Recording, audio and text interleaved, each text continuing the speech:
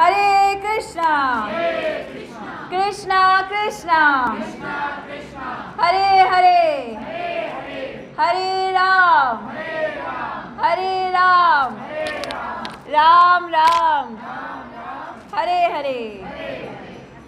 आप सभी का पुनः बहुत बहुत स्वागत है। आज बहुत ही स्पेशल दिन है। आज स्पेशल दिन क्या है? आज नरसिंह चतुर्दशी है। क्या आज नरसिंह भगवान जी प्रकट हुए थे? किस लिए? थैंक यू माता जी। आज नरसिंह भगवान जी प्रकट हुए थे किस लिए? अपने एक भक्त के लिए, उनकी रक्षा के लिए। तो आज नरसिंह चतुर्दशी है, तो आज नरसिंह भगवान जी का प्राकट्य दिवस है। तो इस उपलक्ष्य में आप सभी का बहुत बहुत स्वागत है। और आज हम नरसिंह भगवान जी के बारे में, कुछ नरसिंह भगवान जी उनके भक्तों के बारे में, प्रहलाद महाराज के बारे में चर्चा करने का प्रयास करेंगे। तो सबसे पहले आप जैसा बोर्ड पे देख ही रहे हैं, तो नरसिंह भगवान जी का प्रणाम मंत्र लिखा है। तो आप में से बहुत सारे भक्तों को आता भी होगा। किस किस को आता है नरसिंह भगवान जी का प्रणाम मंत्र? हरि बोल। तो जिनको नहीं आता, आज बिल्कुल इजी सही है, तो हम जल्दी से लर्न कर लेंगे। 2 टाइम बोलेंगे तो ही लर्न हो जाएगा, ठीक है। तो सबसे पहले साक्षीरस माता जी ने हाथ उठाया था, तो माता जी बोलेंगे, फिर हम उनके पीछे पीछे बोलने का प्रयास करेंगे, ठीक है। उग्रम वीरम महाविष्णु ज्वलंतम सर्वतोमुखम नरसिंहं भीषणं भद्रं मृत्युं नमाम्यहम्। हरि बोल। अब प्रभु जी ने हाथ किया था। हाँ जी प्रभु जी। उग्रं वीरं महाविष्णुं ज्वलंतं सर्वतोमुखं नरसिंहं भीषणं भद्रं मृत्युं नमाम्यहम्। हरि बोल। वो मनुष्य जैसा है, इसलिए हम कहते हैं ना नर हरि रूपा, कि भगवान क्या है? नर के रूप में आए हैं। और आधा हरि, हरि का मतलब प्रभु जी बता रहे थे आज सुबह कि हरि का मतलब क्या होता है? एक सिंह को भी कहते हैं हरि। तो नर हरि रूपा, तो भगवान ने नर हरि रूप में लिया। और फर्स्ट लाइन है क्या? उग्रम वीरम महाविष्णु, कि उग्र रूप में है वीर, जो कि कौन है? साक्षात महाविष्णु के रूप में है, स्वयं विष्णु है। उसके बाद ज्वलंतम सर्वतोमुखम, कि वो क्या है? इतने ज़्यादा क्रोध में है कि उनके मुख से क्या है? अग्नि निकल रही है। ज्वलंतम सर्वतोमुखम नरसिंहम भीषणम भद्रम, तो क्या है? वो अत्यंत भीषण और मंगलकारी हैं नरसिंह भगवान जी। तो ऐसे नरसिंह भगवान जी को मृत्युं नमाम्यहम्, जो कि मृत्यु भी जिनके सामने आते हुए घबराती है, उस नरसिंह भगवान जी को हम प्रणाम करते हैं। तो आप लोग इनको नरसिंह भगवान जी की प्रसन्नता के लिए नरसिंह भगवान जी का प्रणाम मंत्र आज लर्न कर सकते हैं और नरसिंह भगवान जी को बोल के प्रणाम कर सकते हैं। तो एक बार हम सब मिलके बोलेंगे। मेरे को उम्मीद है कि 4-5 बार बोला है तो इजी है, आप लोगों को लर्न हो जाएगा। उग्रम वीरम महाविष्णु ज्वलंतम सर्वतोमुखम नरसिंहं भीषणं भद्रं मृत्युं नमाम्यहम्। Thank you so much. तो अब हम नरसिंह कथा की ओर चलते हैं। तो जैसा कि आप लोग सभी जानते हैं कि नरसिंह कथा के बारे में, तो हम उसको सिर्फ शॉर्ट में टच करेंगे, फिर हम आगे बढ़ेंगे कि नरसिंह भगवान जी किसके लिए आए? प्रहलाद महाराज के लिए आए, अपने भक्त की रक्षा करने के लिए आए। और हिरण्याक्ष और हिरण्यकश्यप 2 भाई हुए थे, तो हिरण्यकश्यप का वध करने के लिए आए। तो उसमें भी वो क्या है? ब्रह्मा जी ने उनको वरदान दिया था, तो ब्रह्मा जी की बात को पूर्ण करने के लिए आए। तो ये हिरण्याक्ष और हिरण्यकश्यप कौन है? ये भगवान के द्वारपाल हैं, जय और विजय। ये हम सभी जानते ही हैं। तो जय और विजय भगवान के द्वारपाल हैं। 4 कुमार एक बार भगवान से मिलने के लिए उनके वैकुंठ लोक में, भगवान के लोक में आते हैं। तो वहाँ पे जय और विजय, क्योंकि वो 4 कुमार हैं, छोटे छोटे बच्चे हैं 5 साल के, तो वो ऐसे ही नंगू पंगू घूम रहे हैं, नंगू नंगू, और वो सोचे कि ऐसे ही ऐसे हम चलते हैं भगवान के दर्शन करने। तो भगवान के दर्शन करने आ रहे हैं, तो जो उनके द्वारपाल हैं उन्होंने रोक लिया। तो किस लिए रोक लिया? भगवान के ऐसे ही कोई भी भगवान के घर में प्रवेश नहीं कर सकता, उसके लिए योग्यता चाहिए। तो डेफिनेटली 4 कुमार हैं, उनके अंदर योग्यता है। तो उनके जय और विजय ने किस लिए उनको रोक लिया? तो ये भी एक भगवान की लीला है।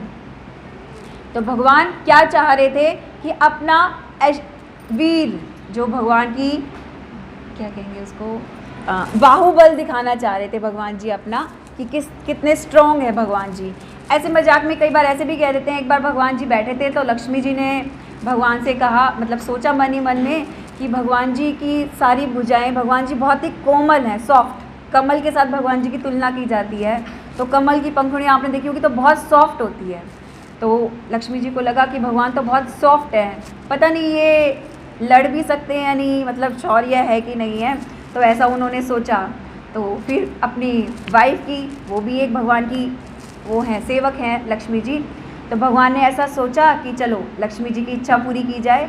तो भगवान जब भी कुछ लीला करना चाहते हैं तो भगवान क्या करते हैं, अपने पार्षदों के साथ वो लीलाएं संपन्न करते हैं। तो इसलिए भगवान ने जय विजय, जो उनके द्वारपाल हैं, उनको इस तरह की प्रेरणा दी जिससे वो 4 कुमारों को अंदर आने से रोके। तो वो 4 कुमार अंदर आने से जय विजय ने रोका कि तुम कहाँ जा रहे हो ऐसे ही, कि मतलब ऐसे ही कोई किसी के घर में ऐसे ही निवस्त्र हो के कुछ एटिकेट्स तो हो कि पहुँचे। तो उन्होंने उनको रोक लिया कि आप किस तरह से जा रहे हैं। तो फिर 4 कुमारों को क्या, वो भी भगवान के भक्त है, भक्तों को गुस्सा नहीं आता, लेकिन क्या भगवान की लीला है कि उनको गुस्सा आया कि हमें ऐसे कैसे रोक लिया, हम भी कोई चीज़ है, ऐसे कैसे हमें रोक लिया। तो फिर क्या हुआ, उनको उन्होंने श्राप दे दिया।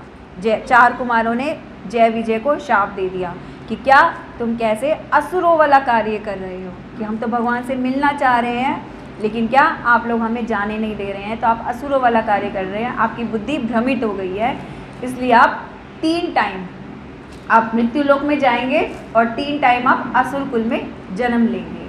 तो जैसे ही भगवान जी को पता चलता है, भगवान तो अंतर्यामी है, सारा काम हो लिया, शाप वगैरह दे दिया सब कुछ, फिर भगवान आते हैं और 4 कुमारों से बड़ी विनम्रतापूर्वक भगवान क्षमा याचना करते हैं। जबकि भगवान का कुछ भी इसमें नहीं है, लेकिन क्या भगवान अपनी रिस्पॉन्सिबिलिटी समझते हैं कि जब भी भगवान कह रहे हैं कि द्वारपाल किसके हैं, ये मेरे द्वारपाल हैं। तो जब मुझसे जुड़े किसी ने कुछ गलत कार्य किया है तो वो किसकी, स्वामी की रिस्पॉन्सिबिलिटी होती है जब कोई उनका सेवक कुछ गलत कार्य कर रहा होता है। तो उन्होंने बड़ी विनम्रता के साथ 4 कुमारों से क्षमा याचना की। अभी जो 4 कुमार है वो भगवान का क्या निराकार रूप में एक बार सोच रहे थे, लेकिन जैसे ही वो भगवान की चरणों में चढ़ी हुई तुलसी, तो उसकी स्मेल लेते हैं, तो उससे क्या हो जाता है, उनके अंदर बहुत ही भगवान के प्रति प्रेम उमड़ जाता है। भगवान के साकार रूप सामने देख भी रहे हैं, भगवान की सुंदरता को देख के वो इतने ज़्यादा मोहित हो जाते हैं और फिर अपने ऊपर उनको लज्जा आती है कि हमने ये क्या कार्य कर दिया। और फिर वो भगवान की स्तुति कर रहे हैं, जो कि अभी तक निराकार ब्रह्म में बिलीव कर रहे थे, सिर्फ भगवान की ब्रह्म ज्योति, उनके तेज को ही समझ रहे थे।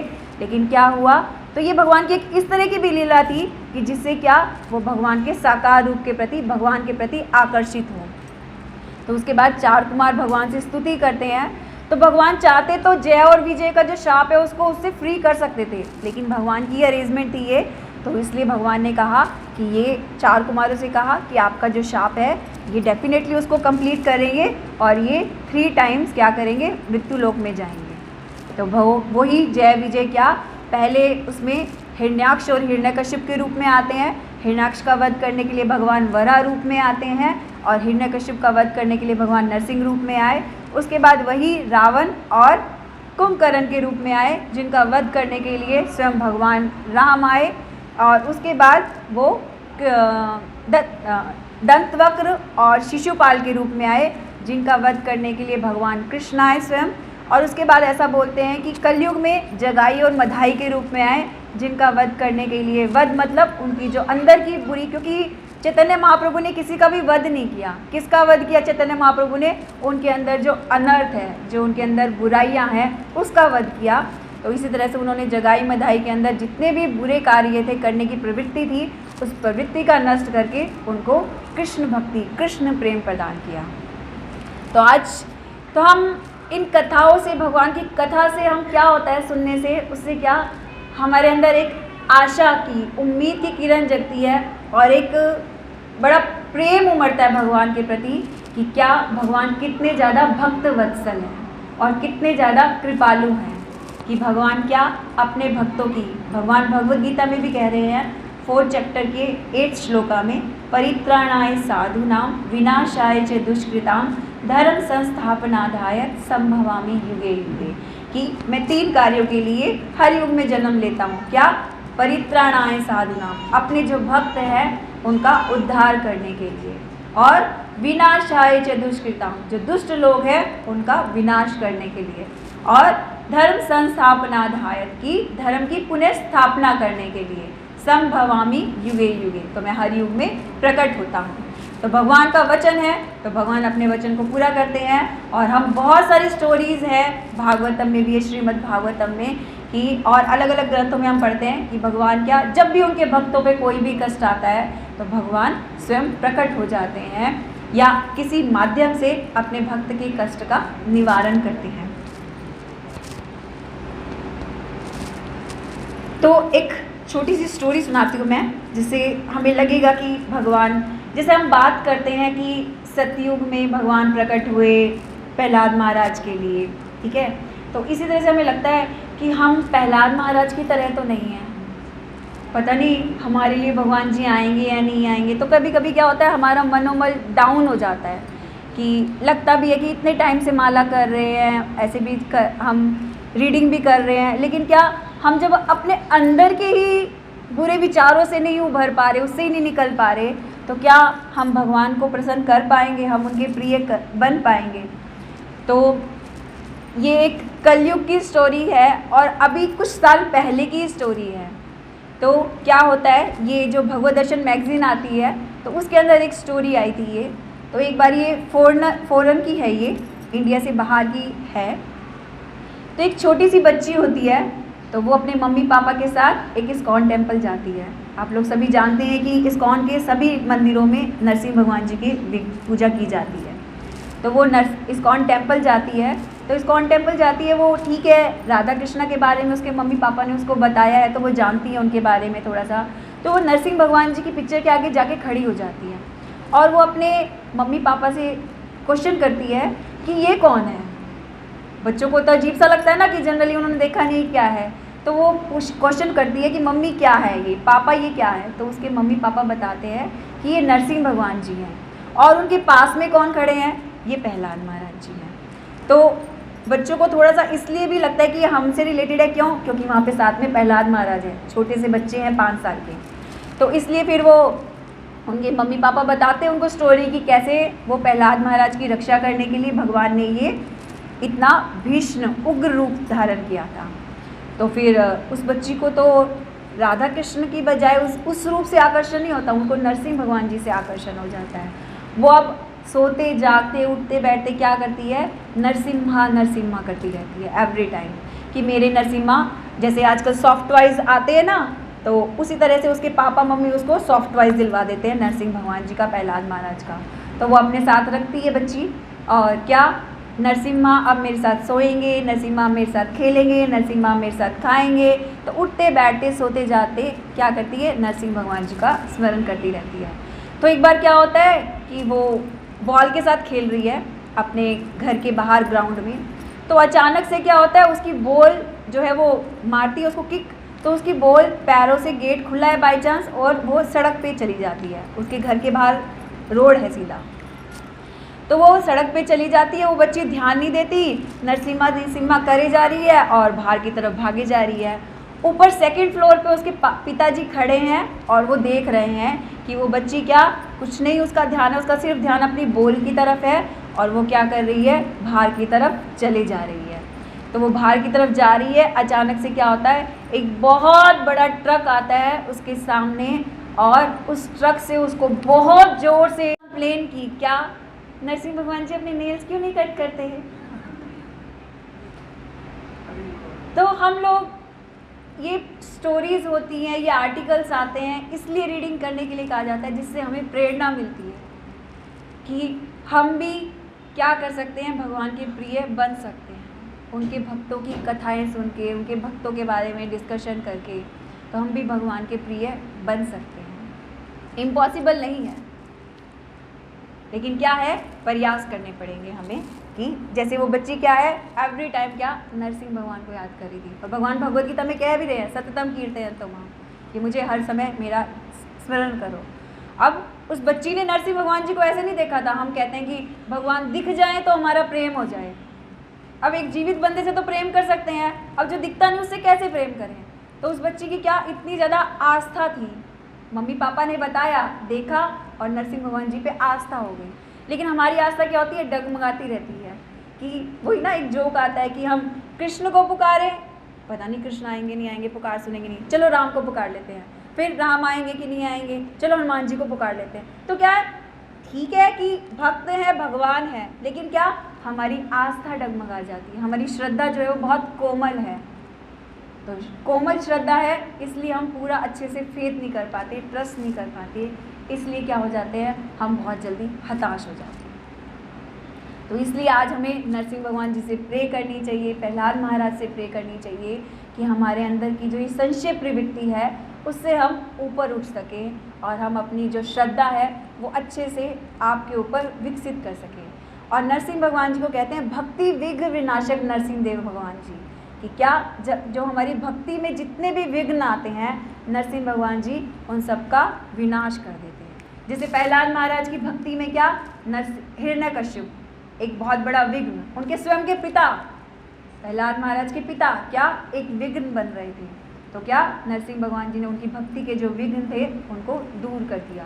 इसी तरह से हम नरसिंह भगवान जी से प्रे करेंगे तो नरसिंह भगवान जी हमारी सारे के सारे भक्ति में जितने भी विघ्न हैं उन सब का विनाश करते हैं। तो आज हम एक प्रहलाद, जैसे वर्ड है PRAHALAD, तो प्रहलाद, तो नरसिंह भगवान जी को सबसे अधिक प्रिय प्रहलाद महाराज है। नरसिंह भगवान जी ने प्रहलाद महाराज के लिए ऐसा उग्र रूप धारण किया था। तो जब नरसिंह भगवान जी ने हिरण्यकश्यप को मार दिया तो तब देवताओं ने स्तुति की, उनके पास जाते हुए डर रहे थे लेकिन देवताओं ने स्तुति की, लेकिन भगवान जी का इतना उग्र रूप देख के वो सब डर गए। उसके बाद लक्ष्मी जी को बुलाया कि आपके तो स्वामी हैं, आप आइए ताकि आप उनको शांत कर सके, लेकिन लक्ष्मी जी भी शांत नहीं कर पाई। लेकिन जब प्रहलाद महाराज ने नरसिंह भगवान जी की स्तुति करनी स्टार्ट की तो नरसिंह भगवान जी बिल्कुल शांत हो गए और इतने ज़्यादा प्रसन्न हुए कि प्रहलाद महाराज को अपनी गोद में लेके और क्या अपनी जीभ से उसको चाटने लगे।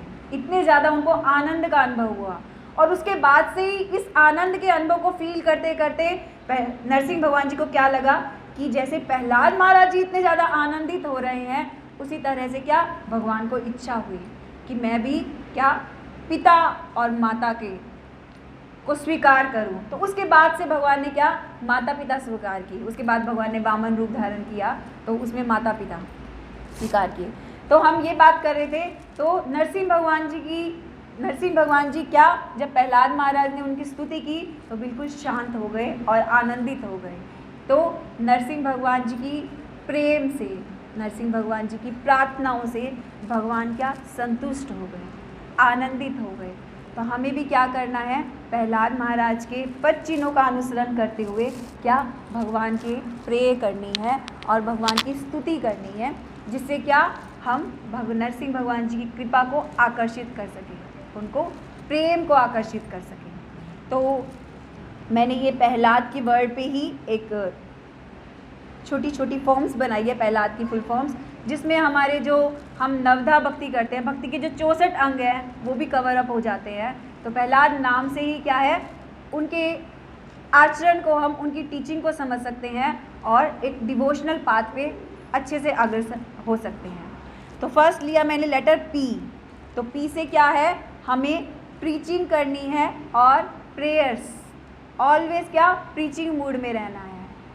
और हम प्रीचिंग प्रचार, क्योंकि भगवान भगवद गीता में कह रहे हैं कि जो मेरे नाम का प्रचार करता है वो मुझे सबसे अधिक प्रिय है।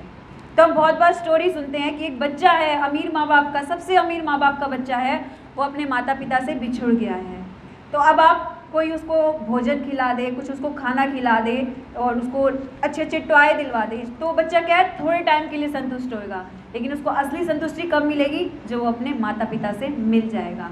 तो सेम उसी तरह से ही जो हम इस भौतिक जगत में सभी आए हैं, जो भगवान को भूले बैठे हैं कि हम बहुत ही रिच पर्सनैलिटी के, कि भगवान के जो कि षड ऐश्वर्यपूर्ण है उनकी संतान है। तो हमें किसी चीज़ की कमी नहीं है, लेकिन हम क्या भूल गए हैं, अपना भगवान के साथ संबंध भूल गए हैं। तो ये किस लिए है कि जैसे आप लोगों ने देखा होगा कि एक चुंबक होता है, तो भगवान क्या है, चुंबक के समान है, और हम किसके समान है, भगवान के अंश हैं, तो हम किसके समान है, लोहे के समान है। तो चुंबक से लोहे का आकर्षण ऑटोमेटिकली होता है, वो उसकी तरफ खिंचा चला जाता है। लेकिन हम भगवान की कथाओं में भगवान के रूप के प्रति, भगवान की लीलाओं के प्रति, भगवान के नाम के प्रति हमारा आकर्षण क्यों नहीं हो पाता? क्योंकि हम कैसा लोहा है, जंग लगा हुआ लोहा है। किन चीज़ों का जंग लगा हुआ है हमें? भौतिक आसक्तियों का, कि ये भी मज़ा कर लें, ऐसे भी कर लें, ऐसे भी कर लें, सब मेरी वाहवाही कर ले, मुझे अच्छा अच्छा खाने को मिल जाए, मेरे कंफर्टेबल जोन में रहें, तो वो जंग लगा हुआ है भौतिक आसक्ति का, जो कि बुरी तरह से लगा हुआ है। तो वो जंग कैसे छूट सकता है? सिर्फ और सिर्फ भक्तों के संग में, हरि नाम से, और जब हम ये प्रचार और ये सारी की सारी भगवान से प्रे करेंगे, इच्छा करेंगे। हमने इच्छा की थी नीचे आने की, इंद्र तृप्ति करने की, भगवान ने हमारी इच्छा पूरी कर दी। जब वो ये इच्छा पूरी कर सकते हैं, तो हमें सिर्फ यही कहना है भगवान से कि क्या हमें आपकी कृपा चाहिए, और हमें क्या आपकी प्रसन्नता के लिए कार्य कर सकें। तो हमें क्या पी से, प्रहलाद महाराज से, पी से हमें क्या सीखना चाहिए? हमें भगवान से प्रेयर्स करनी चाहिए, बहुत सारी। भगवान के सामने गिड़गिड़ाना चाहिए। क्या गिड़गिड़ाना चाहिए? कि मैं भौतिक आसक्ति में बुरी तरह से फंस गया हूँ या फंस गई हूँ, मुझसे नहीं निकला जा रहा। सिर्फ आपकी कृपा याचना से, आपकी कृपा से ही मैं उससे बाहर निकल सकती हूँ या निकल सकता हूँ। और सबसे अच्छा तरीका है, इसका माध्यम है क्या? आप लोग प्रचार करें, भक्तों को जोड़ें। तो प्रचार से भगवान बहुत जल्दी उनकी कृपा, अब हम भगवान की कृपा को अट्रैक्ट कर सकते हैं। इसलिए आप सबको कहिए कि हरे कृष्णा बोलिए। इनफैक्ट आप सबसे जब भी मिले, आप स्टार्टिंग तो कर ही सकते हैं, सबको हरे कृष्णा तो कर ही सकते हैं, है ना। जिससे भी मिले अपने आसपास हरे कृष्णा की एक सराउंडिंग बना लें। क्या हमें जिससे भी मिलना है, आते जाते उठते बैठते, क्या प्रैक्टिस तो कर ही सकते हैं। जैसे उस बच्ची ने की, छोटी सी बच्ची ने, तो हम क्या कर सकते हैं? हरे कृष्णा कर सकते हैं सबको। गुड मॉर्निंग, गुड आफ्टरनून करते हैं हम, लेकिन उसमें ऐड कर लीजिए क्या, कि कोई स्टैंडर्ड डाउन नहीं होता हमारा कि हम गुड मॉर्निंग ही करेंगे तो स्टैंडर्ड होएगा। नहीं, हमें हरे कृष्णा करने से कुछ नहीं होता। ये हमारी संस्कृति है, हमारे संस्कार हैं, क्या हरे कृष्णा करना। तो सभी ऐड कर लें उसमें कि हम मॉर्निंग में, इवनिंग में, जब भी जिससे मिलेंगे, ऐसा नहीं ये बंदा अननोन है। अगर हमें रूटीन में वो मिलता है तो वो अननोन बंदा नहीं है, हम उसको जानते हैं। तो हम सबको क्या करें? हरे कृष्णा करें। जब कृष्ण का प्रवेश करवा देते हैं, भगवान की हैबिट है, कि भगवान की आदत है, भगवान क्या अपना विस्तार स्वयं करते हैं ऑटोमेटिकली। भगवान मत्स्य रूप में आए, इतनी सी मछली बन के आए, अपना विस्तार कर दिया भगवान ने। भगवान वामन रूप में आए, छोटे से बच्चे बन के आए, और भगवान ने क्या इतना विशाल रूप ले लिया कि 3 पग पृथ्वी में भी, उनको 3 पग में भी सब कुछ नहीं नाप पाए, बच गया। तो इसी तरह से अगर हम हरे कृष्ण महामंत्र का, हरे कृष्णा का उसकी लाइफ में क्या एक बस ऐड करा देते हैं, प्रवेश करवा देते हैं, तो भगवान का स्वभाव है क्या, वो अपना विस्तार खुद करते हैं। हम सोचे कि हम किसी को शुद्ध भक्त बना देंगे, इम्पॉसिबल। लेकिन क्या कर सकते हैं हम? वो सब भगवान और गुरु की कृपा से ही होता है, लेकिन क्या कर सकते हैं? हम भगवान से उसको जोड़ सकते हैं। तो ऑटोमेटिकली उसके जब लोहे के जो उसके कण है, अंश है, उसको जब हम याद दिला देंगे, उसका थोड़ा थोड़ा जंग हटाते जाएंगे, तो वो ऑटोमेटिकली क्या भगवान के प्रति आकर्षित होता जाएगा। तो हमें सिर्फ ये प्रयास करना है, पी से क्या प्रेयर्स करनी है और प्रीचिंग करनी है। हम देखते हैं प्रहलाद महाराज भी क्या कर रहे थे, अपने शिष्यों को नहीं, सॉरी, स्कूल में जा रहे थे और क्या कर रहे थे? अपने साथ के विद्यार्थियों को प्रीचिंग ही कर रहे थे कि आप लोग क्या, उनके गुरु महाराज कुछ और सिखा रहे थे, लेकिन उनको क्या कहते थे? तुम ये क्यों कर रहे हो? तो बच्चे कहते थे अभी क्या ज़रूरत है, अभी तो हम छोटे से बच्चे हैं, बूढ़े हो जाएंगे तब कर लेंगे। लेकिन प्रहलाद महाराज क्या कहते थे कि मृत्यु का कोई भी समय नहीं होता, मृत्यु का कोई निश्चित नहीं है। कोई लिखवा के आया है कि मेरी मृत्यु जो होगी 80 ईयर्स में होगी या 60 ईयर्स में होगी? मृत्यु किसी भी क्षण हो सकती है। रेड लाइट सबकी ऑन है, येलो लाइट हो चुकी है, रेड लाइट कभी भी हो सकती है। तो इसलिए हमें हर क्षण मृत्यु की तैयारी करनी चाहिए, और मृत्यु की तैयारी यही है कि हमें भगवान को याद करना चाहिए, भगवान को नहीं भूलना चाहिए। तो पी से प्रीचिंग और प्रेयर्स के मूड में रहना चाहिए। उसके बाद है आर। तो आर से क्या करना चाहिए हमें? Reading books. तो बुक्स को रीडिंग करना चाहिए। बुक्स रीड करेंगे तो क्या हम भगवान की लीलाओं का समझ पाएंगे और भगवान के क्या क्लोज हो पाएंगे, उसका मनन कर पाएंगे। प्रभुपाद जी कहते थे कि आप किसी को हरे कृष्णा कहो या प्रीचिंग करो तो आप उसको क्या थोड़ी देर के लिए अट्रैक्ट कर सकते हो अपनी बातों से, लेकिन जब आप उसको कोई बुक देते हैं तो उससे क्या होता है, वो जब भी पढ़ेगा तो वो बुक्स जो है वो टाइम बॉम्ब के समान है, तो वो जब भी टाइम बॉम्ब है तो वो बॉम्ब कभी ना कभी तो फूटेगा ही। इसलिए हमें क्या करना चाहिए, अपने पास बुक्स रखनी चाहिए और शर्माना नहीं चाहिए कि कोई लेगा या नहीं लेगा। हमें भगवान हमारे प्रयास देखते हैं, तो हमें क्या करना चाहिए, प्रभुपाद जी की बुक्सों को पढ़ना चाहिए और अपना रूटीन बना लेना चाहिए कि प्रभुपाद जी की बुक्स मुझे डेफिनेटली पढ़नी ही पढ़नी है। हिज होलिनेस गोपाल कृष्ण गोस्वामी महाराज जी हमेशा रिक्वेस्ट करते हैं कि क्या दो चीज़ों के लिए तो हमेशा ही बोलते हैं वो, एक अटेंटिव चैंटिंग कीजिए, 16 माला का ध्यानपूर्वक जप कीजिए, और सेकंड भगवद गीता और श्रीमद् भागवतम का, चाहे आप डेली, आपका बहुत बिजी शेड्यूल है सबका, लेकिन डेली क्या एक एक श्लोक हमें ज़रूर पढ़ना चाहिए। प्रभुपाद जी ने दिन रात मेहनत करके किसके लिए ग्रंथ लिखे हैं, सिर्फ ऐसे सोचना चाहिए मेरे लिए लिखे हैं, मेरे दादाजी मेरे लिए कुछ स्पेशल छोड़ के गए हैं।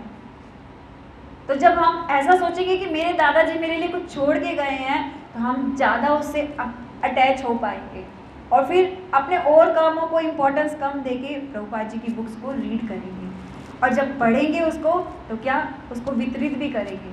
फिर अच्छे से बुक्स पर जब हम पढ़ते हैं प्रभुपाद जी की बुक्स तो हमें क्या गुरु परंपरा की कृपा प्राप्त होती है, जिसके माध्यम से हम प्रचार भी कर सकते हैं। और अगर ऐसे होता है कि हमें रीडिंग बुक करने में ना मज़ा नहीं आ रहा, आदत नहीं बन रही, एक रूटीन सा नहीं बन रहा, तो उसके लिए क्या करना चाहिए, हमें श्लोका रिसाइट करनी चाहिए।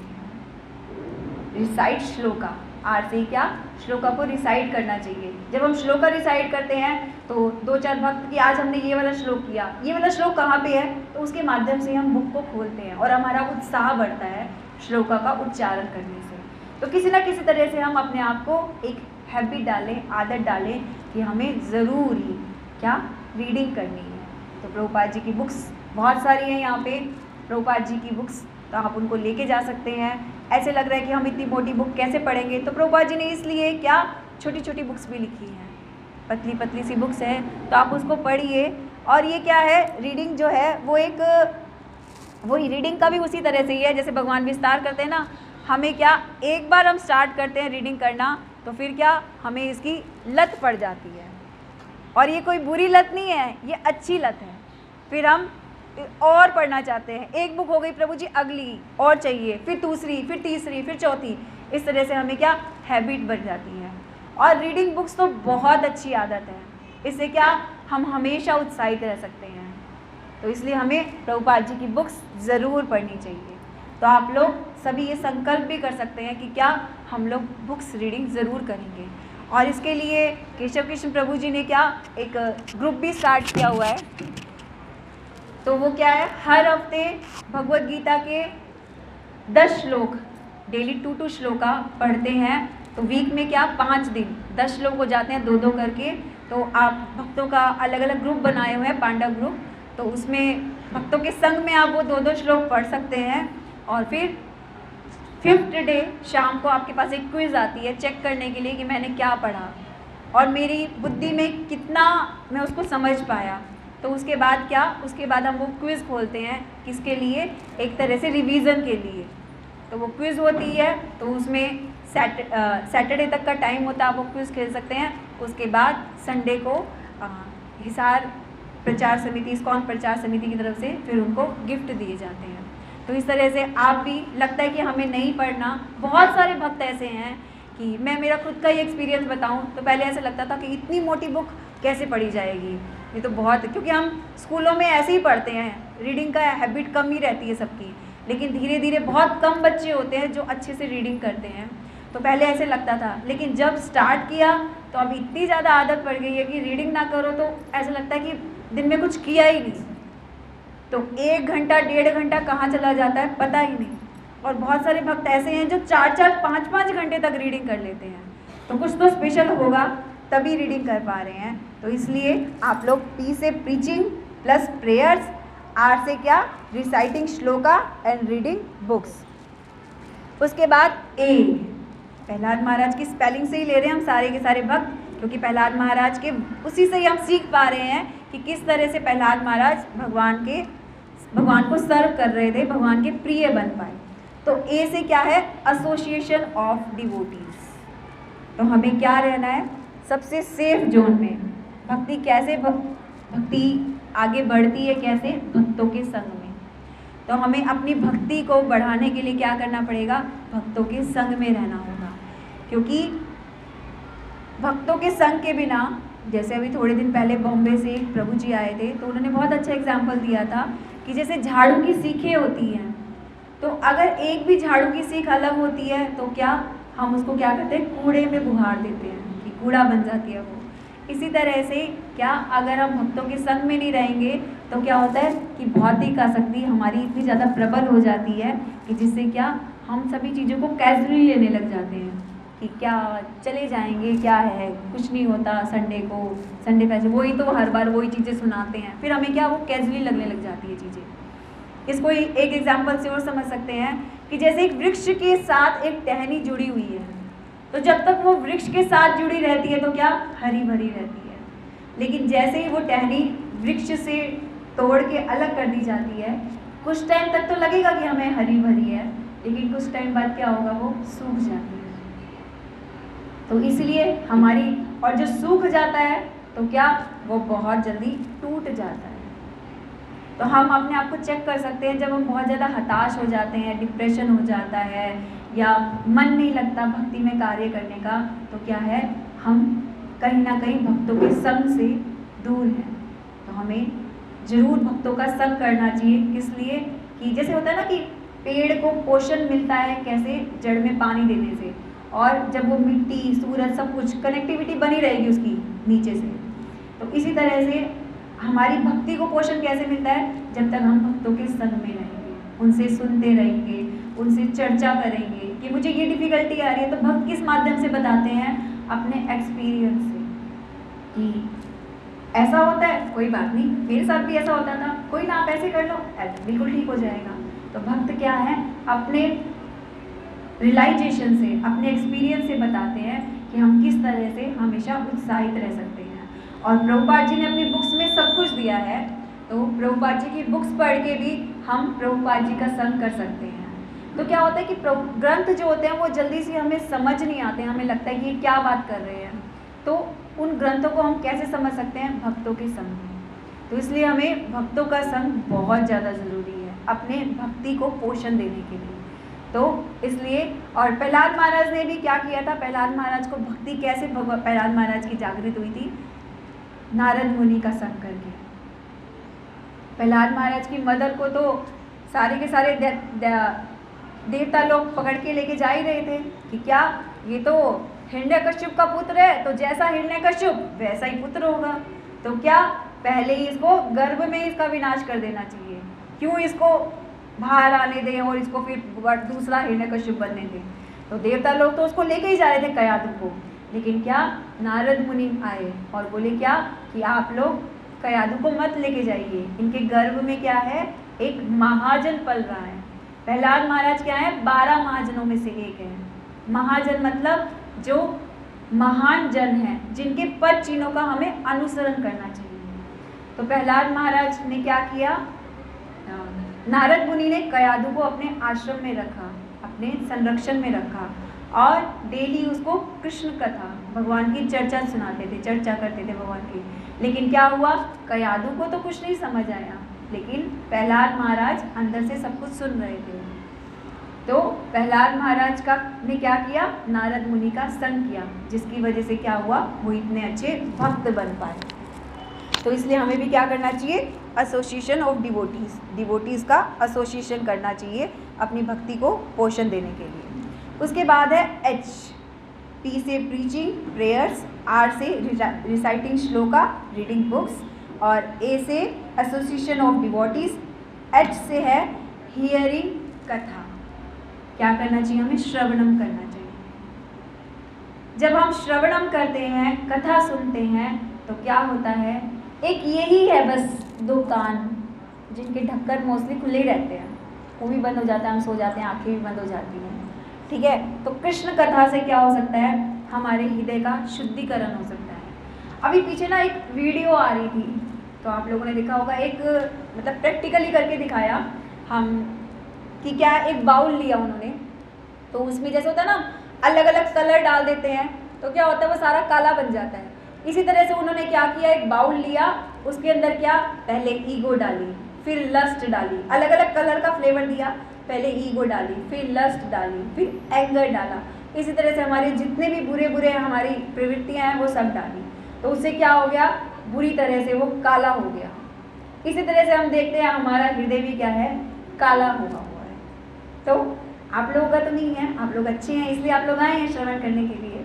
तो क्या हुआ, उससे वो बिल्कुल काला हो गया, लेकिन फिर क्या किया उसने, धीरे धीरे क्या किया, कृष्ण कथा डालनी स्टार्ट की ऊपर से, बेसिकली हियरिंग, श्रवण करना स्टार्ट किया, तो उससे क्या हुआ, वो काला जो था वो भी धीरे धीरे चमक गया, वो क्या, शुद्ध पानी में कन्वर्ट हो गया। इसी तरह से हमारे अंदर की जो प्रवृत्तियां हैं, ऐसा नहीं कि अभी हमने इकट्ठा किया है, पता नहीं कितने जन्मों का इकट्ठा किया हुआ है, लेकिन वो तो अभी हमारे ऊपर कृपा हुई है भक्तों की, प्रभुपाद जी की, गौरांग महाप्रभु की, जिसकी वजह से हम हरि कथा अटेंड कर पा रहे हैं, सुन पा रहे हैं। तो उससे क्या हुआ, वो धीरे धीरे शुद्ध हो गया, सफ़ेद हो गया, बिल्कुल साफ हो गया पानी। इसी तरह से क्या है, हमारे अंदर ये बुरी बुरी प्रवृत्तियां हैं, तो इनसे हम कैसे फ्री हो सकते हैं, शुद्ध हो सकते हैं, अपने हृदय को कैसे मार्जन कर सकते हैं, कैसे मार्जन कर सकते हैं, कृष्ण कथा से। अपने कानों को कोशिश कीजिए क्या, कि ठीक है हमें बाहर सर्विस के लिए भी जाना पड़ता है, बाहर लोगों से भी मिलना पड़ता है, लेकिन कोशिश कीजिए कि हम सिर्फ कृष्ण विषय में ही चर्चा करें, बेकार की चीज़ों पे चर्चा ना करें। तो वो सिर्फ और सिर्फ कैसे कर सकते हैं हम, क्या, कि अपने आसपास सराउंडिंग में क्या, हरे कृष्णा की एक बाउंड्री बना लें, कि जो मुझे लगता है, और मैंने अपने सीनियर से भी सुना है, क्या, जैसे वो कहते हैं कि अपने ऑफिस में कोई काम कर रहा है तो उसको अलार्म लगा लेना चाहिए। लगता है कि पॉसिबल कैसे है, लेकिन बहुत सारे भक्तों ने ये अप्लाई किया है, क्या, कि पहले आदत डालने के लिए क्या, कि थोड़ी थोड़ी एक एक मिनट में मुझे क्या है, एक बार हरे कृष्णा करना है, हरे कृष्णा। तो इस तरह से क्या है, हम हरे कृष्णा करते रहेंगे, हरे कृष्णा करते रहेंगे, तो क्या, कृष्ण अपने आप हमारी प्रोटेक्शन करेंगे, क्योंकि माया का जो पाश है ये बहुत ज़्यादा, इससे बाहर निकलना नॉट ए ईजी टास्क, लेकिन कैसे निकल सकते हैं, जब हरे कृष्णा करेंगे हम। क्योंकि हम सिंपल ही देखते हैं कि जो जिस पे डिपेंडेड है, अभी नौकर को कोई चिंता होती है क्या, कि मेरा घर कैसे चलेगा, मेरा कैसे क्या होगा, अगर वो पूरी तरह से अपने स्वामी पे आश्रित है तो नौकर को चिंता नहीं होगी, मालिक को चिंता होगी कि मेरे नौकर को किसी चीज़ की कमी ना रह जाए। लेकिन उसके लिए क्या, कि अगर वो पूरी तरह से आश्रित है अपने स्वामी पे, तो इसी तरह से अगर हम भगवान के नाम पे, भगवान पे पूरी तरह से आश्रित है, तो क्या, हमारी चिंताएं, हमारी जितनी टेंशन है, कौन, कृष्ण अपने आप उसका हरण करते हैं, अपने आप उसको सुरक्षा प्रदान करते हैं। तो इसी तरह से, और मैंने भी ये अपनी पर्सनल लाइफ का मेरा एक्सपीरियंस है कि स्कूल में जाती हूँ, बहुत सारी बेकार की गॉसिप चर्चाएं होती है, तो उससे कैसे बच सकते हैं आप, सिर्फ और सिर्फ स्टार्टिंग में क्या, थोड़ी सी एक मेहनत करनी पड़ी मुझे, क्योंकि नए बंदे थे सब लोग, सबको एक हरे कृष्णा बोलने की मुझे आदत डालनी पड़ी। बच्चे हों, चाहे वहाँ पे वॉचमैन बैठा है या वहाँ पे टीचर्स हैं, कोई भी है, तो धीरे धीरे वो क्या हुआ, अब थोड़ी थोड़ी देर में बच्चे, जैसे नहीं तो टीचर क्लास में आती है तो बच्चे गुड मॉर्निंग करते हैं, गुड आफ्टरनून करते हैं, लेकिन अब अगर मैं क्लास में जाती तो बच्चे क्या करते हैं, हरे कृष्णा ही करते हैं। तो मैं भूल जाती हूँ हरे कृष्णा को, लेकिन क्या, बच्चे याद दिला देते हैं। तो उसके लिए क्या, थोड़ी सी मेहनत करनी पड़ी। पहले धीरे धीरे क्या, टीचर से हुआ, बच्चों से हुआ, और वो धीरे धीरे प्रिंसिपल मैम ने भी हेल्प की, तो क्या, अब वो हरे कृष्णा प्रेयर्स में ही ऐड हो गया। जो सुबह मॉर्निंग में असेंबली होती है, तो बच्चों की असेंबली में ऑटोमेटिकली, तो अब बच्चे शुरुआत कैसे करते हैं दिन की, हरे कृष्णा चैंटिंग करके और भगवद गीता के श्लोकों का उच्चारण करके। तो हमें अपने बच्चों को ये सिखाना चाहिए। वो कब सिखा पाएंगे, जब हम खुद कर पाएंगे। तो अब मैं कह रही ना, मैं भूल जाती हूँ, लेकिन बच्चे, और धीरे धीरे क्या हुए, अब उनके पेरेंट्स, वो बच्चे घर जाके बताते हैं, उन्होंने भगवद गीता भी ली, अब भक्तों ने ही डिस्ट्रीब्यूट की उन बच्चों को भगवद गीता, अब अपने पेरेंट्स को जाके बताते हैं, तो अब उनके पेरेंट्स छोड़ने आते हैं, लेने आते हैं, तो वो ऑटोमेटिकली हरे कृष्णा करते हैं। तो एक हरे कृष्णा की क्या सराउंडिंग बन गई, जिससे क्या, आप ठीक है, विचलित होते हैं, थकते भी हैं हम, बच्चों को बोलना ही पड़ता है, लेकिन क्या कि उससे अब हम ज़्यादा टाइम तक नहीं उसमें फंसे रहते, हमें हरे कृष्णा बचा लेते हैं। तो अपने आसपास हम भी ऐसे कर सकते हैं, हम अपने ऑफिस में जा रहे हैं या अपने कहीं भी दुकान पे जा रहे हैं कहीं भी, तो आसपास क्या एक हरे कृष्णा की बाउंड्री बना लें अपने आसपास। ठीक है, first time, second time, third time करेंगे हम हरे कृष्णा, मे भी कोई रिप्लाई ना करे, कोई बात नहीं, हमने तो बोला, सामने वाले ने सुना, इट्स ओके। धीरे धीरे क्या उसको लगेगा, भगवान उसके हृदय में बैठे हैं, तो धीरे धीरे क्या होगा, वो भी हरे कृष्णा ऑटोमेटिकली करने लगेगा और उसको अच्छा लगेगा करके। आप लोग ट्राई कीजिए, मैं बहुत बार रिक्वेस्ट करती हूँ, तो आप लोग ट्राई करके देखिए। इसमें कोई लॉस तो है नहीं, कोई घाटे का सौदा तो है नहीं, सिर्फ और सिर्फ फ़ायदे का ही सौदा है। तो इसलिए एक कल्चर डेवलप कीजिए। किस लिए? दूसरों का भला तो हम बाद में करेंगे, पहले अपने भले के लिए, अपनी प्रोटेक्शन के लिए क्या एक हरे कृष्णा की सराउंडिंग बना लीजिए अपने आसपास की। जैसे होता है ना, एक नर्सिंग कोच पहनते हैं हम, एक कोच टाइप में, तो अपने आसपास हरे कृष्णा का कोच बना लीजिए। और कोशिश कीजिए जब हम घर से निकलें किसी भी काम के लिए, ठीक है हम 16 राउंड्स नहीं कर सकते, तो कोशिश कीजिए 1 राउंड या कुछ टाइम भगवान का कुछ बार हम हरे कृष्ण महामंत्र बोल के ही निकलें। तो हम इस तरह से प्रयास कर सकते हैं। उसके बाद है ए। तो ए का है कि ऑलवेज थिंकिंग कि आई एम वेरी फॉर्चुनेट। भक्त का एक स्वभाव होता है क्या, वो हमेशा आशावादी होता है। तो क्या सोचना चाहिए, अपने आप पे बड़ा गर्व रहना चाहिए, हमें बड़ा खुश रहना चाहिए। ऑटोमेटिकली खुशी आ जाती है फेस पे जब हम फील करते हैं कि हम बहुत ज़्यादा फॉर्चुनेट हैं। अगर ऐसे लगता है कि ये सब चीज़ें हम पे बर्डन की तरह डाल दी गई है, क्या माला भी करनी पड़ेगी, रीडिंग भी करनी पड़ेगी, अब भक्तों के संग में भी वही भक्त जिनसे तो मेरी बनती नहीं है रहना पड़ेगा, ये तो बड़ा बुरा गलत चीज़ है। ऐसा सोचेंगे तो क्या हम हताश हो जाते हैं। लगता है हमें कि कभी तो हमारा भक्ति का मीटर जो है बहुत हाई जा रहा है, लेकिन क्या कभी बहुत डाउन जा रहा है। क्यों? क्योंकि हम अपने आप को फॉर्चुनेट समझना भूल जाते हैं कि हम फॉर्चुनेट हैं। तो ऐसा फील करना चाहिए कि हम बहुत ज़्यादा फॉर्चुनेट है, बहुत ज़्यादा सौभाग्यशाली हैं, और हैं भी वास्तव में सौभाग्यशाली। क्यों? क्योंकि आप लोगों में से सबसे स्पेशल चीज़ क्या है कि आप लोग आए हैं कृष्ण कथा सुनने के लिए। कितने लोग होते हैं कृष्ण कथा सुनने में इंटरेस्ट रखते हैं? हिसार की कितनी ज़्यादा पॉपुलेशन है, जिसमें से आप सभी लोग बहुत स्पेशल है, बहुत फॉर्चुनेट हैं। हरि बोल आप सभी के लिए। तो आप लोग कितने फॉर्चुनेट हैं कि नरसिंह चतुर्दशी पे नरसिंह भगवान जी का बर्थडे सेलिब्रेट करने आए हैं आप। तो आप लोग बहुत स्पेशल है, आप लोगों पे सब पे नरसिंह भगवान जी की बहुत विशेष कृपा होगी। सेकंड फॉर्चुनेट क्या है कि ब्रह्मा जी की उम्र बहुत बड़ी है, उसमें 14 मनु आते हैं।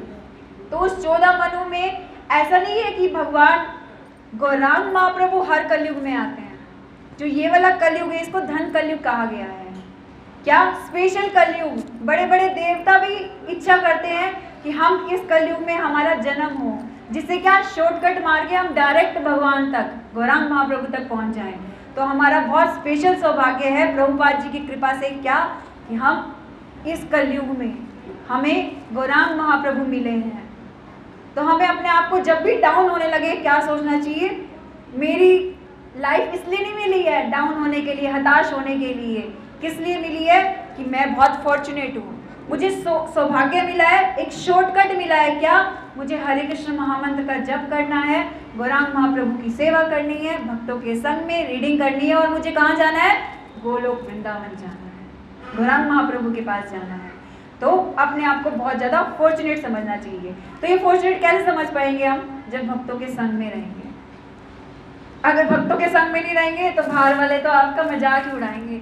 क्या तिलक लगाते हो इतना लंबा, क्या ये लगा के आ जाते हो, शर्म नहीं आती इतना लंबा तिलक लगाते हुए, तो साड़ी पहनते हो, क्या ओल्ड फैशन की माता जी हो आप, तो लेडी हो। आजकल तो कितनी तरह तरह के क्लोथ्स आते हैं, वो पहनने चाहिए। थर्ड, क्या ये माला पहन रखी है, ये क्या सारा दिन माला करते रहते हो, मंदिर जाते हो, इंजॉय किया करो। तो बाहर वाले लोग तो ऐसे ही कहेंगे। फिर कई बार पता है क्या, हम आशावादी नहीं होते तो ऐसे भी लगने जाता है, बात तो सही कह रहे हैं, हमने शायद अपना सारा का सारा जो एक मस्ती वाला चीज़ें थी ना वो ख़त्म ही कर दी, मस्ती नहीं कर पा रहे। लेकिन अब उन्हें क्या पता कि यहाँ वाली मस्ती जो है वो परमानेंट है, वो वाली मस्ती क्या है? टेम्परेरी है। अभी ऐसे दिखता है बाहर से हमें भक्तों को लगता है, लेकिन आप ना बहुत ज़्यादा रिलीजियस पर्सन होंगे या जो बहुत ज़्यादा इन तरह की मौज मस्ती में रहते हैं ना, इंद्र तृप्ति में, आप कभी उनसे जाके बात कीजिए, 2 मिनट के अंदर अंदर ही ना वो आपके गले लग के रोने लग जाएंगे। मैंने ऐसे बहुत सारे जनों को देखा है, वो ऐसे खुद मानते हैं कि क्या ये चकाचौंध जो दिख रही है चमक, ये क्या है, सिर्फ टेम्परेरी है, हमें ऐसा करना पड़ता है लोगों को दिखाने के लिए। अंदर से वो बुरी तरह से फ्रस्ट्रेट होते हैं, हताश होते हैं। तो इसलिए अपने आप को बहुत ज़्यादा फॉर्चुनेट समझना चाहिए। तो चेहरे पे क्या अपने आप ही चमक आ जाएगी जब हम अपने आप को फॉर्चुनेट, सौभाग्यशाली समझेंगे।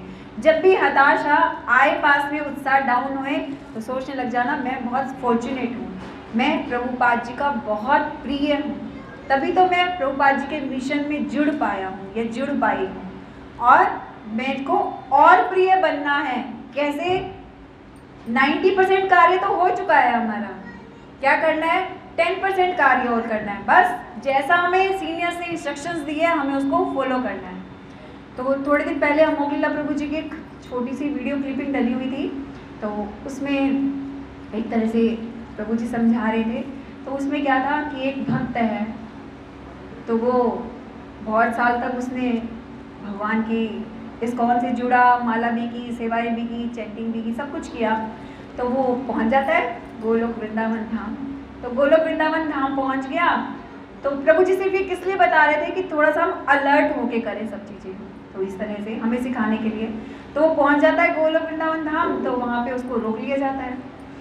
तो वो कहते हैं कि क्यों रोक लिया, मैं तो भक्त हूँ, 16 माला का जाप करता हूँ, प्रसाद ही खाता हूँ, बस सेवन करता हूँ, रीडिंग भी कर रहा हूँ, सब कुछ।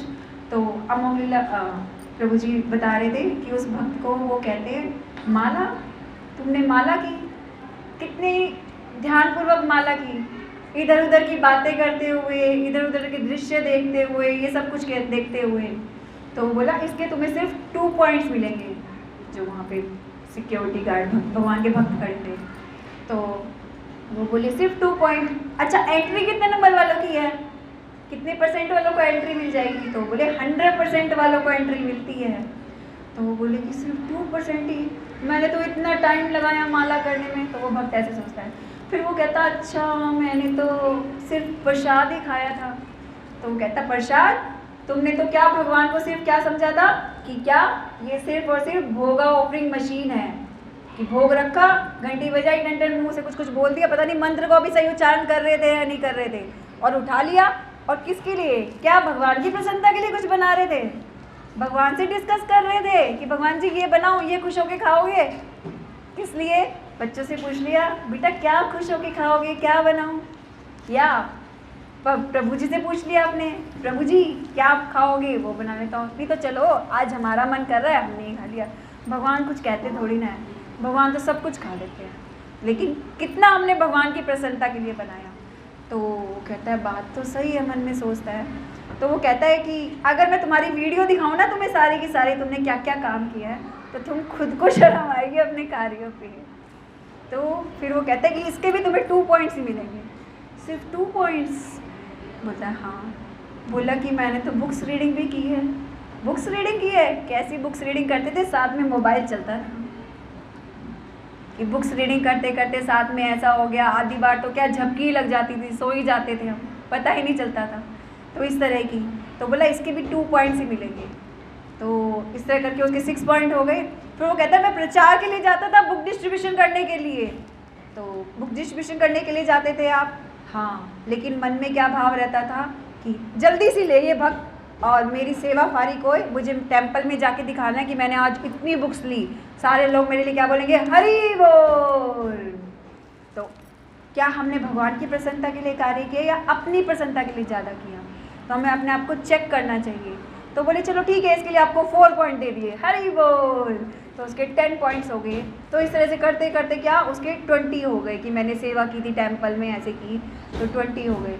अब वो भक्त बड़ा हताश हो जाता है कि 20 मेरी तो एंट्री नहीं होगी। तो वो दोनों हाथ उठा के जोर जोर से क्या गौरंगा गौरंगा गौरंगा करने लग जाता है, और प्रभुपाद जी को पुकारने लग जाता है, हे शिला प्रभुपाद, हे शिला प्रभुपाद, मुझे बचाइए। तो क्या वो जो भक्त खड़े थे वो गेट ओपन कर देते हैं और कहते हैं कि आपका 100% हो गया।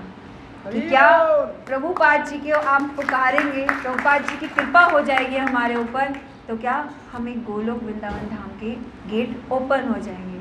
तो अभी सेम हमारे साथ यही सिचुएशन है, हमें अपने आप को चेक करना चाहिए हम कितना ध्यानपूर्वक जप करते हैं, कितनी रीडिंग करते हैं। तो जो ये हमारे सेंटर के गेट खुले हैं ना, ये गोलोक वृंदावन धाम के गेट ही हैं हमारे लिए। प्रभुपाद जी कहते थे कि हमारे जितने भी सेंटर है वो क्या है, बैकुंठ है। तो बैकुंठा के गेट सबके लिए नहीं खुलते। आप लोग बहुत फॉर्चुनेट हो कि आपके लिए खुले हैं। क्यों? क्योंकि आप लोगों ने प्रभुपाद जी की शर्त स्वीकार की है, प्रभुपाद जी को पुकारा है, गौरांग महाप्रभु को पुकारा है। तो इसलिए आप लोग बहुत ज़्यादा सौभाग्यशाली हैं। तो इसलिए अपने आप को हमेशा सोचिए कि क्या मैं बहुत ज़्यादा फॉर्चुनेट हूँ, बहुत ज़्यादा सौभाग्यशाली हूँ। तो एक भक्त का स्वभाव होता है वो हमेशा आशावादी रहता है। तो उसके बाद है एल, PRAHAL। एल से क्या है कि हमें सीखना चाहिए, learning to how serve Krishna and his devotees. कि सिर्फ ऐसा सोचना मैं और मेरे भगवान, ये क्या है, एक कनिष्ठ भक्त की मेंटालिटी है कि बस मैं हूँ और मेरे भगवान, बीच में तीसरा कोई नहीं। तो भगवान भी ऐसे स्वीकार नहीं करते। तो भगवान कैसे स्वीकार करते हैं? जब हम उनके भक्तों के माध्यम से जाते हैं। तो स्वयं गौरांग महाप्रभु कह रहे हैं कि गोपी भरतो पद कमलो दास दासानुदास। कि क्या मैं जो गोपियों के शरणागत होके उनके भी दासों का दास हूँ। तो जब स्वयं भगवान ऐसा कह रहे हैं तो हमारी क्या औकात है? और हम सोचते हैं कि हम भगवान जी से डायरेक्ट अप्रोच कर दें, बस मैं और मेरे ठाकुर जी, मेरे भगवान। लेकिन हमें क्या सीखना है भक्तों के संग में? प्रभुपाद जी अपने बुक्स के माध्यम से क्या सिखा रहे हैं कि हमें किस तरह से भगवान को प्रसन्न करना है, भगवान को सर्व करना है, भगवान की प्रसन्नता के लिए कार्य करना है। तो अब वो भगवान की प्रसन्नता के लिए कार्य हम कैसे कर पाएंगे? हम भक्तों से सीख के ही कर पाएंगे। अभी भगवान को क्या प्रसन्न है, क्या पसंद है, वो किसको पता होगा? जो उनके बहुत क्लोज है उनको ही तो पता होगा ना। तो हमें जो उनके क्लोज हैं, उनके क्लोज कौन है? उनके भक्त। तो उनके भक्तों से जानना चाहिए। प्रभुपाद जी ने अपनी बुक्स में दिया है और हम सीनियर डिवोटी से गाइडेंस लेके क्या कर सकते हैं, जान सकते हैं कि कैसे कि भगवान को हम किस चीज़ों से प्रसन्न कर सकते हैं। तो इसलिए हमें हमेशा तैयार रहना चाहिए, क्या हमेशा उत्सुक रहना चाहिए कि हम किस तरह से सर्व कर सकते हैं भगवान के भक्तों को और भगवान को। श्रीमद् भागवतम में भी बताया गया है कि हमें क्या भक्त भागवत और एक बुक भागवत, भक्त भागवत और बुक जो एक ग्रंथ भागवत है उनकी सेवा करनी चाहिए। तो कैसे कर पाएंगे हम भक्त भागवत की सेवा? क्या जब हम उनसे बैठ के श्रवण करेंगे, वो जो हमें बता रहे हैं उनकी इंस्ट्रक्शंस को पालन करेंगे। तो प्रभुपाद जी ने अपने ग्रंथों में हमें बताया है हम किस तरह से ग्रंथ भागवत की सेवा कर सकते हैं, उसका प्रचार करके, उसको पढ़ के, उसको वितरित कर सकते, और भक्त भागवत की सेवा कर सकते हैं क्या? अपने आप को भगवान की सेवाओं में एंगेज करके, जैसे वो बता रहे हैं उसके अकॉर्डिंग हम सर्विस करके। तो उसके बाद है ए। तो ए क्या है? Attentive chanting. हमारी जो भक्ति है, हिज होलीनेस गोपाल कृष्ण गोस्वामी महाराज बताते हैं कि 99% किस पे डिपेंड करती है? क्या है उसका आधार? क्या है? ध्यानपूर्वक जप। तो हमें हमारे आचार्यों ने शॉर्टकट बता दिया है। तो बस हमें क्या करना है? ठीक है, बहुत मुश्किल है, इजी नहीं है, क्योंकि हमारा मन जो है बहुत चंचल है। हम बैठे हों तो ही पता नहीं कहाँ की कहाँ घूमता रहता है, कैसे कैसे विचार आते हैं। लेकिन हम प्रयास करते हैं तो हम इस मन पे भी विजय प्राप्त कर सकते हैं। भगवद गीता में अर्जुन ने कहा, जो कि भगवान के पार्षद है, हमारे लिए पूछा है कि अर्जुन से, हे केशव, ये जो मन है ये तो बहुत चंचल है, इसको काबू करना तो क्या बहुत ही मुश्किल है, तो नहीं हो रहा है। तो भगवान ने क्या कहा कि अभ्यास से क्या मन को कंट्रोल कर सकते हैं। तो यही प्रैक्टिस करनी है, यही अभ्यास करना है हमें। क्या? चैंटिंग करके भगवान के नामों का अटेंटिव चैंटिंग क्या है? हम उसको सुनने का प्रयास करें और उच्चारण करें। जो हम बोल रहे हैं बस हमें उसको सुनना है।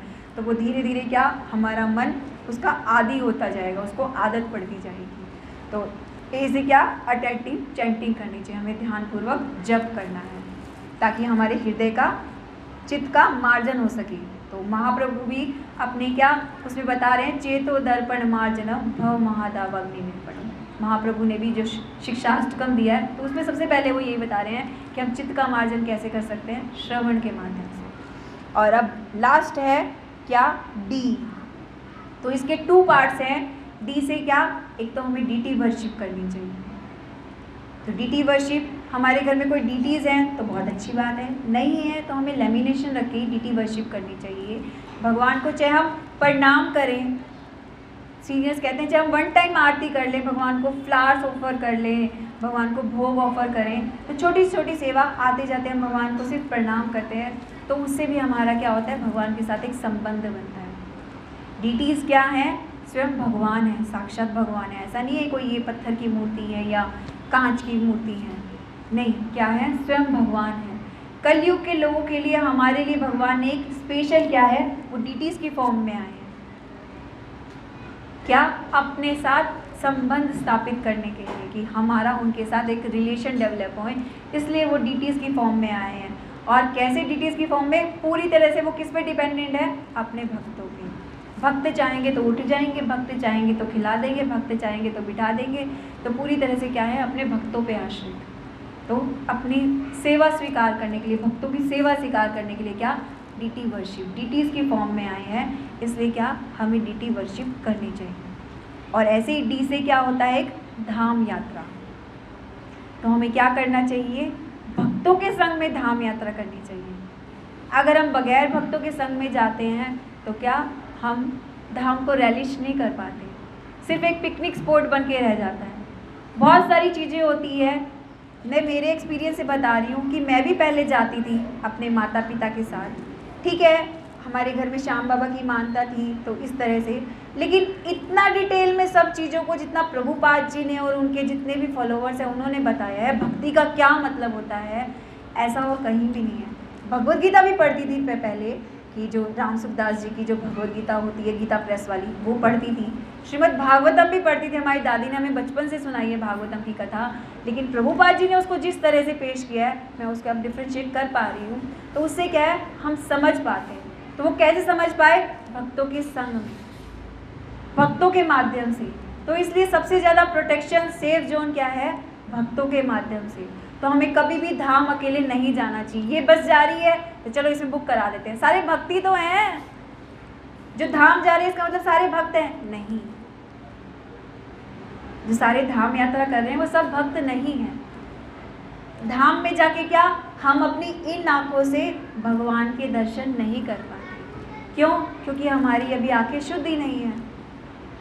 तो इसलिए हमें क्या करना चाहिए, श्रवण के माध्यम से, कथा के माध्यम से क्या करना चाहिए, भगवान की धाम यात्रा करनी चाहिए। एक बार भक्ति सिद्धांत सरस्वती महाराज जी, प्रभुपाद जी के गुरु महाराज, मथुरा में एक कथा कर रहे थे, तो वो शेषशाही था ना, शेषशाही पे कथा कर रहे थे। तो वहाँ पे क्या था कि भक्ति सिद्धांत सरस्वती महाराज जी कथा कर रहे थे, तो अचानक से एक शिष्य ने आके, किसी ने आके बोला कि सभी मंदिर के दर्शन खुल गए हैं। तो उसमें से क्या 90% लोग उठ के चले गए।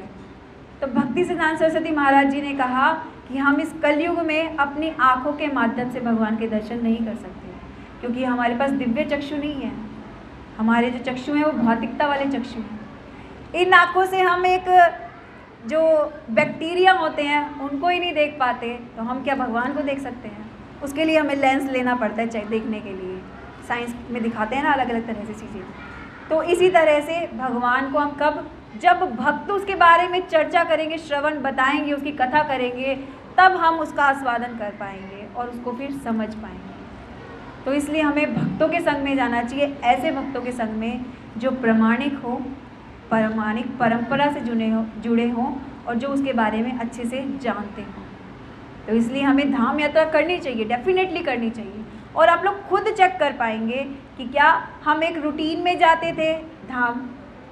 वृंदावन मैं भी पहले गई हूँ। हम वृंदावन में जाते हैं, पहले क्या, एक बांके बिहारी मंदिर रहता है हमारा, ठीक है, बांके बिहारी जाना चाहिए। सेकंड, हम लोग का अट्रैक्शन रहता है हरे कृष्णा हरे रामा वाला मंदिर चलते हैं। क्यों? क्योंकि वहाँ पे अंग्रेज़ डिवोटीज़ होते हैं, अंग्रेज़ों को देखने का शौक़ रहता है हमें। तो दो ये मेन और हमने कोई भी गाइड वगैरह कर लिया तो वो हमें घुमा लाता है, जो भी जैसे कह दिया यहाँ पे इतना चढ़ा दो, ऐसे कर दो, ऐसे ठीक है। लेकिन क्या वृंदावन की जो गुप्त स्थलियाँ हैं, वृंदावन की जो खोज की थी वो किन्होंने की थी? षड गोस्वामीज़ ने की थी। ऐसा नहीं है कि हम इस्कॉन में हैं तो हम अपने गोस्वामियों का वाहवाही कर रहे हैं कि हमारे गोस्वामी, नहीं, एक्चुअलिटी है ये, हमारे शास्त्र बताते हैं, ये हमारा इतिहास बताता है कि क्या वहाँ पे जो वहाँ के मेन विग्रह हैं, राधा दामोदर जी, राधा गोविंद देव जी, गोपीनाथ जी, राधा रमन जी, इस तरह से राधा श्याम सुंदर जी, इस तरह से षड गोस्वामीज़ के द्वारा जो वहाँ पे स्थापित किए गए टेम्पल हैं वो है। तो हमें उनके दर्शन भी करने चाहिए। मोस्टली लोगों को पता ही नहीं होता, ऐसे भी मंदिर हैं हमें पता ही नहीं। कल राधा रमन जी का प्राकट्य दिवस है, तो वहाँ पे बहुत सुंदर उनका अभिषेक होता है। राधा रमन जी की छोटी सी शालिग्राम शिला से प्रकट हुए हैं राधा रमन जी, तो शालिग्राम शिला से हैं, तो वो इतने छोटे से विग्रह हैं और उनका जो अभिषेक होता है बहुत स्पेशल होता है। क्या भगवान जी को जनरली हम अभिषेक करते हैं तो भगवान जी को सिर्फ कुछ ही चीज़ें हमें पहनाई होती है कि होती है, लेकिन राधा रमन जी का अभिषेक होता है, पूरा उनका श्रृंगार किया होता है।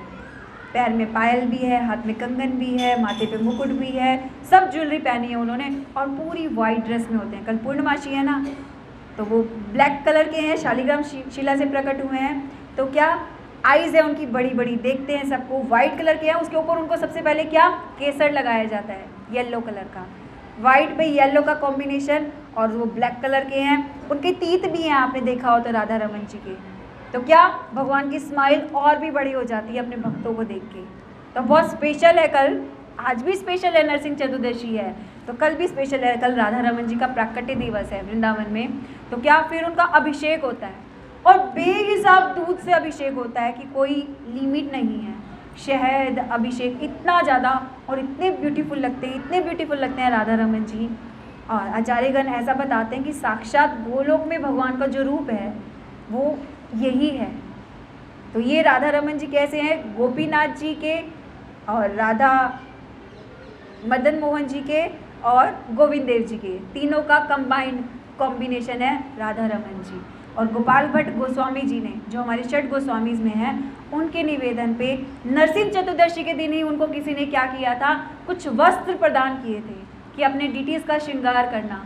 तो वो वस्त्र लेके वो क्या करते रहे, रोते ही रहे गोपाल भट्ट गोस्वामी। किस लिए रोते रहे? कि मेरे पास तो शालिग्राम शिला है, मैं कैसे आपका श्रृंगार करूं, मेरी बहुत इच्छा है कि आपका श्रृंगार करूं। तो ऐसा सोचते सोचते ही क्या वो सो गए, बेहोश हो गए भगवान के ध्यान में। तो भगवान ने अपने भक्त की इच्छा पूरी करने के लिए क्या किया, भगवान शालिग्राम शिला से ही प्रकट हो गए, क्या, राधा रमन जी के रूप में। तो कल वो बहुत स्पेशल दिन है, तो कल राधा रमन जी का प्राकट्य दिवस है। आप लोग जा नहीं सकते, लेकिन अभी क्या कि मीडिया की, सोशल मीडिया की एक इतनी फैसिलिटीज़ आ गई है कि हम ऑनलाइन तो दर्शन कर ही सकते हैं। तो हम ज़रूर कल राधा रमन जी का दर्शन करें और राधा रमन जी से प्रे करें कि क्या हमारे हृदय के जो कलमश हैं वो सारे दूर होके क्या हम भी एक्चुअल में आपके जो एक ये ब्यूटी है, इतनी सुंदरता है, उसका दर्शन कर सकें और अपने आप हमें अपनी सेवा में लगाएं। तो इस तरह से हम भगवान से प्रे कर सकते हैं। आज नरसिंह चतुर्दशी पे भगवान से प्रे कर सकते हैं। और जो ये हमने प्रहलाद महाराज के वर्ड से ही हमने जो ये चीज़ें सीखी कि महाजन है वो अपने आचरण से सिखा रहे हैं, तो इसलिए हमें क्या करना चाहिए, उन वर्ड्स को प्रहलाद महाराज की स्पेलिंग से ही हमें ये चीज़ें याद करके क्या करना चाहिए, अपने जीवन में इसको उतारने का प्रयास करना चाहिए। Thank you so much. Hare Krishna. दंडवत प्रणाम।